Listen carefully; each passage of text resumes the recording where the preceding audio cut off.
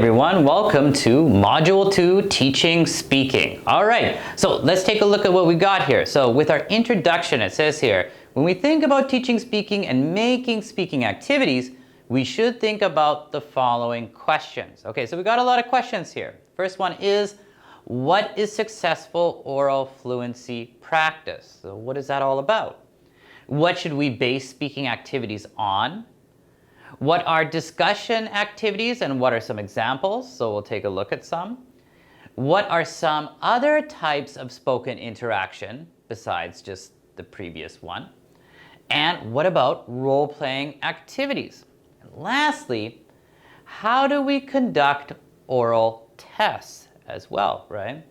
So of course, that is what we're going to be talking about in Module 2. We're going to be looking at these questions and trying to give you guys a good answer so that hopefully you guys will be able to make your own speaking activities and conduct them as effectively as possible in the classroom. So I'm going to take a short break, and after the break, we're going to dive into it. Okay, so with our first unit, we've got what is successful oral fluency practice. Okay.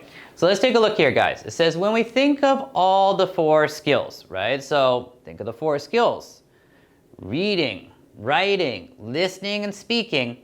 Speaking obviously seems to be the most important out of the 4, right? Now think about why that is though. Why do we always consider speaking to be the most important skill out of the 4? Well, when we talk about people who know a language, we usually refer to them as speakers of that language, right? Oh, he's a German speaker, he's an English speaker, she's a French speaker, he's a Spanish speaker, you know, da. So that kind of means like as if speaking includes mastery of the other 3 skills, right? So the reason why I think we think speaking is the most important is quite obvious, right? Like we should be able to speak that language fluently if we believe we actually are a master at that language, right? And yeah, when we talk about people who speak that language, we often refer to them as a speaker of that language. Anyhow, therefore, it would seem that activities that develop our students' ability to express themselves through speech would be crucial and a very important part of a language course. Like that just makes sense, right?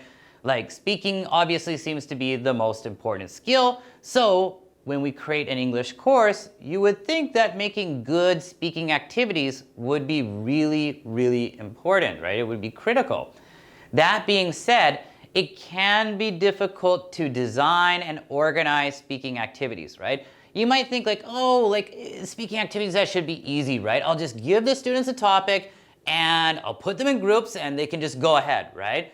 But trust me, if you've never taught a class before and if you think it's easy, try it out, see how it goes, right? Like I'm kind of threatening you right now, right? But yeah, like trust me, it won't work out that well unless you've planned it out fairly well and you know what you're doing, right? Which is what we're talking about in this unit.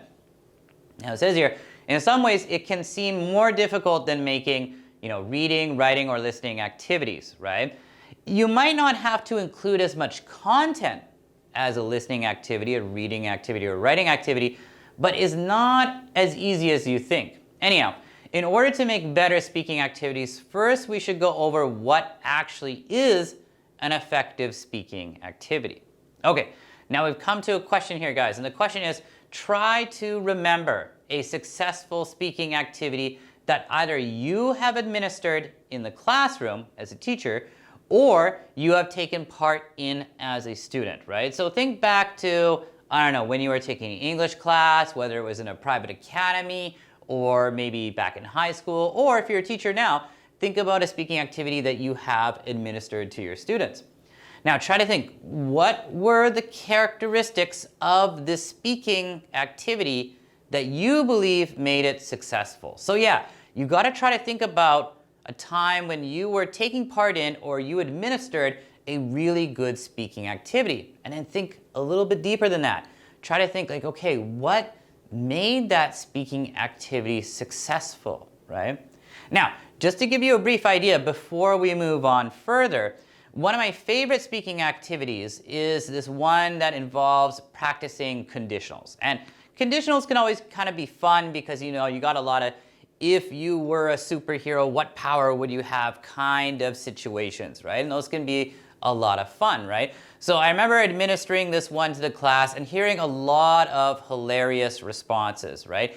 And I think one of the reasons why it was successful was because the activity itself was good. There was a task attached to it. First, you had to answer some questions, then you had to match up with a partner. So I organized things quite well. So that was part of it. It was well organized. But also I made sure that everybody had an even amount of time to speak, right? So that was another important reason, but also just kind of the task and the topic itself were interesting and therefore it was motivating, right?